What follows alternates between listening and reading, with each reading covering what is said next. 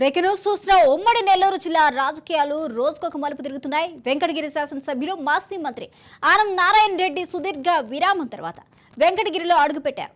చేతికి శస్త్రచికిత్స చేయించుకున్న ఎస్వీబీసీ చైర్మన్ సాయి కృష్ణ పన్ను పరామర్శించారు. ఇక వెంకటగిరి మండల సర్వసభ్య సమావేశంలో పాల్గొన్నారు. ఇప్పటి వరకు స్తబ్దుగా ఉన్న ఆనం నియోజకవర్గంలో విస్తృతంగా పర్యటించడంలో రాజకీయ వర్గాల్లో చర్చ సాగుతోంది.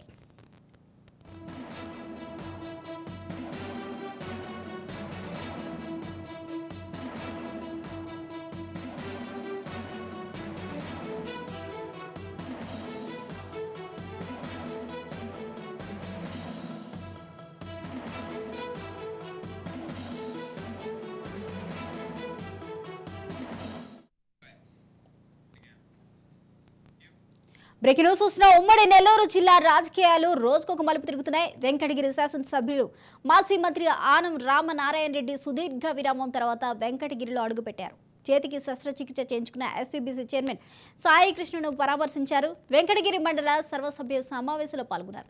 ఇప్పటి వరకు స్తబ్దుగా ఉన్న ఆనం నియోజకవర్గంలో విస్తృతంగా పర్యటించడంతో రాజకీయ వర్గాల్లో చర్చ సాగుతుంది. ఇదే అంశానికి సంబంధించిన పూర్తి అప్డేట్స్ మా ప్రతినిధి చరిత్ కుమార్ అందిస్తారు. చరిత్ కుమార్. Thank you Sirisha. ఏదైతే ఆనం రామనారాయణ రెడ్డి తాజాగా సుదీర్ఘ విరామం తర్వాత వెంకటగిరి నియోజకవర్గంలో అడుగు పెట్టడం పూర్తిగా కూడా చర్చనీయాంశమైంది.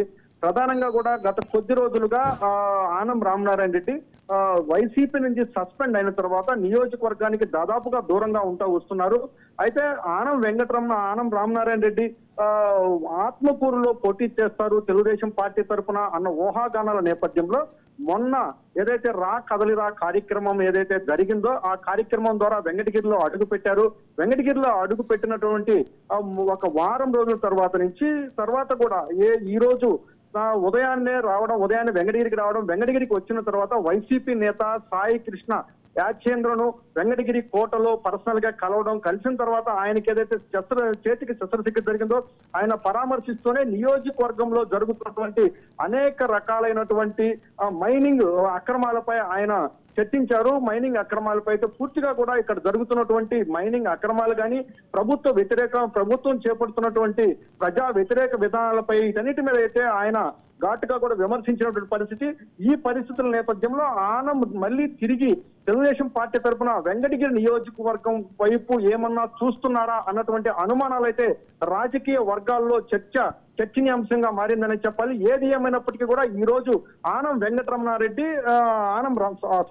రామనారాయణ రెడ్డి ఈ రోజు వెంకటగిరి పర్యటన అంతా కూడా పూర్తిగా కూడా ఇటు ప్రభుత్వ కార్యక్రమాలకు అటెండ్ అవుతూ ప్రైవేట్ గా కూడా వైసీపీ నేత అయినటువంటి సాయి కృష్ణ యాచేంద్రుని పరామర్శించడము, పోలేరమ్మ దేవస్థానాలకు వెళ్లి అక్కడ ఆశీస్సులు తీసుకోవడం ఎన్నిటినీ గమనిస్తున్నట్లయితే ఒకంతా ఆనం చూపు మళ్ళీ వెంకటగిరి వైపు మళ్ళిందా అన్నటువంటి అనుమానాలు అయితే కలుగుతున్నాయి. ఏది ఏమైనప్పటికీ ఈ రోజు రామనారాయణ రెడ్డి ప్రభుత్వంపై అయితే తీవ్ర స్థాయిలో ధ్వజమెత్తారు. గత కొద్ది రోజులుగా వెంకటగిరి పరిసర ప్రాంతాల్లో అంటే ఇటు క్వార్జ్ కానీ ఇతర క్వార్జ్ మైనింగ్ కానీ గ్రావెల్ కానీ అలాగే సిలికా కానీ వీటికి సంబంధించి పూర్తిగా కూడా ప్రభుత్వానికి సంబంధించి దోపిడీ జరుగుతుందో ఈ దోపిడీపై అయితే తీవ్ర స్థాయిలో విమర్శలు గుప్పించిన పరిస్థితి.